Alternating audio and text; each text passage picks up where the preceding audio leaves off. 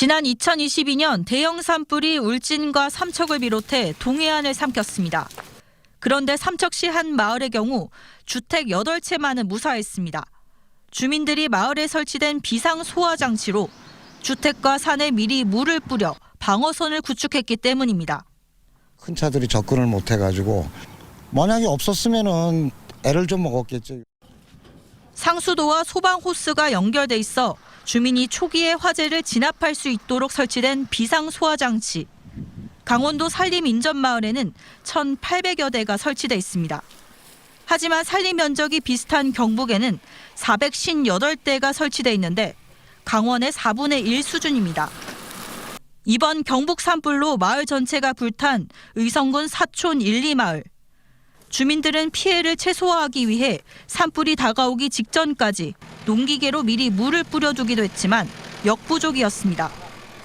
SS기를 갖고 물을 뿌렸을 때 소방차로 갖고 뿌리는 거하고 비교를 하면 그건 비교를 할 수가 없고요. 저희들은 단지 그 임시 방편으로 조금이라도 지연될 수 있다면.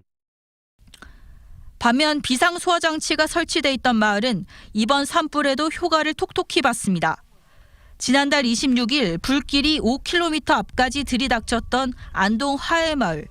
소방 인력이 대거 투입되기도 했지만 주민들이 직접 마을에 설치된 30개의 비상소화장치로 초가집과 골목 곳곳에 물을 뿌려 방어전에 나섰습니다. 불의 이동 거리나 이런 거에 대비해서 먼저 이제 초가 같은 경우 먼저 집에다가 이제 물을 뿌려서 입히고 그 다음에 기와도 위에다가 입히고 그렇게 해서 저희들이 이제 불이 날아오면 불이 붙지 못하게. 특히 하회마을은 마을길 대부분이 이렇게 좁아서 소방차가 진입하기 어렵기 때문에 이런 비상소화장치가 더 효과적이었습니다. 전문가들은 소나무로 둘러싸인 산간마을이 많은 경북 지역은 비상소화장치 설치를 더욱 확대해야 한다고 강조합니다. 특히 소나무 밀도가 높고 지형적으로 산불이 왔을 때 고립되거나 소방당국이 직접 바로 출동하기 어려운 곳은 물을 뿌려놓고 대피를 한다면 이번과 같은 피해는 현격히 줄일 수 있었다.